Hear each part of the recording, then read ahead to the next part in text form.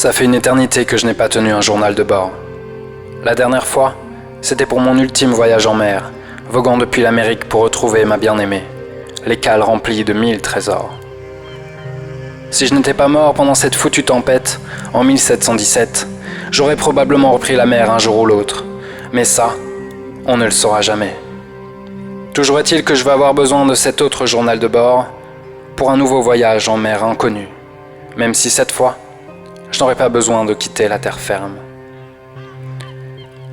Le royaume des morts est un endroit incroyable, mais je dois avouer que le monde des vivants me fascine toujours autant. Même après 306 ans de vie chez les morts, je ne parviens pas à oublier le plaisir d'être en vie là-bas, ni la joie qui me parcourait à chaque traversée, d'une île à une autre, d'aventure en aventure. Et malgré tous mes efforts, je ne parviens toujours pas à comprendre pourquoi le monde des vivants est encore à ce jour un monde si cruel et si injuste. Comment avons-nous pu laisser ce havre de paix devenir un champ de bataille permanent, où chacun semble devoir se battre pour écraser les autres, comme s'il n'existait aucune alternative? Quand j'étais en vie, j'ai fait partie des bagarreurs, c'est vrai. J'ai même frôlé la mort plus d'une fois, avant qu'elle ne me frappe de plein fouet une bonne fois pour toutes. Mais avec le recul, j'ai fini par comprendre quelque chose de très important. Si je suis devenu un pirate, c'est parce que le système a été violent avec moi, pas l'inverse. Je n'ai jamais eu l'ambition de devenir un pirate. Je le suis devenu parce que je n'avais pas d'autre choix pour rester en accord avec mes propres convictions. Je devais devenir riche pour pouvoir épouser Maria, celle pour qui mon cœur avait succombé. C'était évidemment parfaitement stupide et injuste, car l'amour n'a absolument rien à voir avec une quelconque montagne d'or, et peu importe sa taille. Mais aurais-je dû abandonner l'amour que j'avais pour cette femme? Au nom de quoi?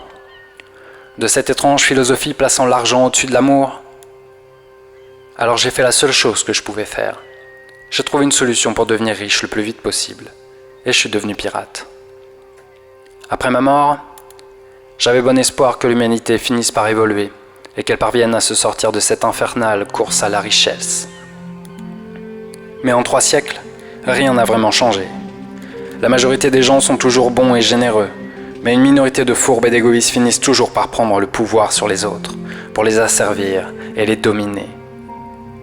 Au long de ces 3 siècles, j'ai pu observer comment fonctionne ce monde, et je me dois aujourd'hui de vous faire cette confidence, ô combien importante.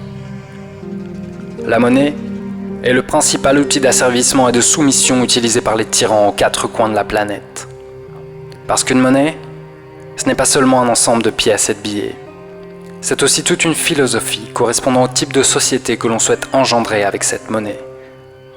La monnaie n'est qu'un outil créé par l'homme, qui peut prendre des formes bien différentes en fonction des individus qui en définissent les contours. Les monnaies en circulation actuellement sont majoritairement conçues pour assurer et préserver la domination des puissants.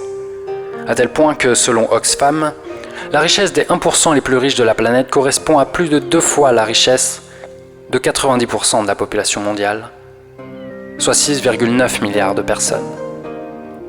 Les milliardaires du monde entier, qui sont aujourd'hui au nombre de 2153, possèdent plus de richesses que 4,6 milliards de personnes, soit 60% de la population mondiale. Le capitalisme ne pourra jamais être régulé. Ceux qui contrôlent la monnaie aujourd'hui sur cette planète ne travaillent absolument pas pour le bien commun. Non, ils travaillent uniquement pour eux, pour garder le contrôle de leur empire et maintenir leurs privilèges. Mais il se pourrait que ce temps soit bientôt révolu, parce qu'il n'y a pas de raison pour qu'il y ait une vie après la mort, si on ne peut même pas essayer de donner un coup de main de temps en temps à ceux qui ne sont pas encore passés de l'autre côté.